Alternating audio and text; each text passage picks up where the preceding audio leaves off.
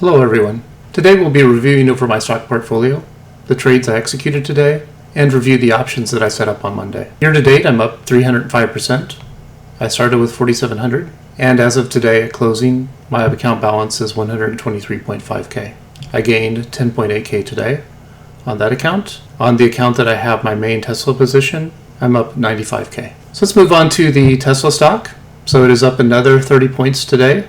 When I sold my call options, to price those options, I based it on the historic data. And the historic data, looking through past the last year and a half, the highest gain that we ever had in one trading week was 31.57%. And so I priced my very first option, strike price, based on that number. So that puts it right in between the 31 and the 34%.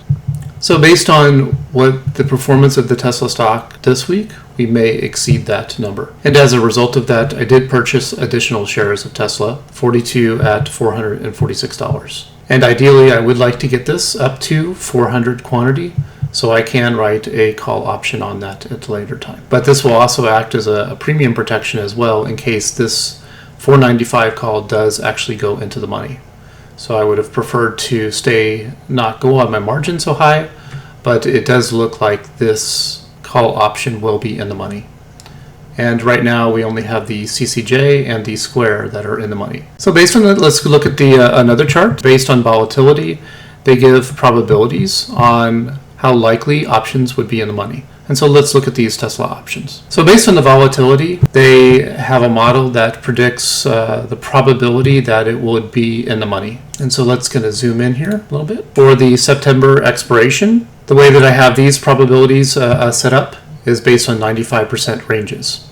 So there is a 5% chance that it would be 371.81 at the end of the week, and a 5% chance that it is 530.68 for the high mark. So where I have my options now based on the implied volatility and the remaining 3 days of trading, there's 11.1% chance that it will reach 495 based on this model. At 505, an 8.6% chance, and $515 per share, there's a 5.3% chance based on this model.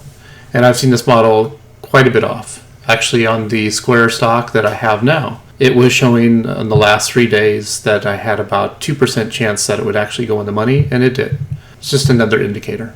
But yeah, I wouldn't trade solely based off this data. But I thought it would be good to just kind of show you what some of the trading platforms have, and this is an analysis tool that they do have. It's under their probability analysis based off the volatility of the stock itself. And then they do predictions. But as you can see, as it goes way out over time, it doesn't really reflect the company. It just reflects the numbers because they're putting it at an 80% chance that it's going to be below 400, which I highly doubt that would be the case in 2023. As time goes on, the model is very inaccurate. So that's pretty much all I have for today for the review of the stock portfolio. And going back.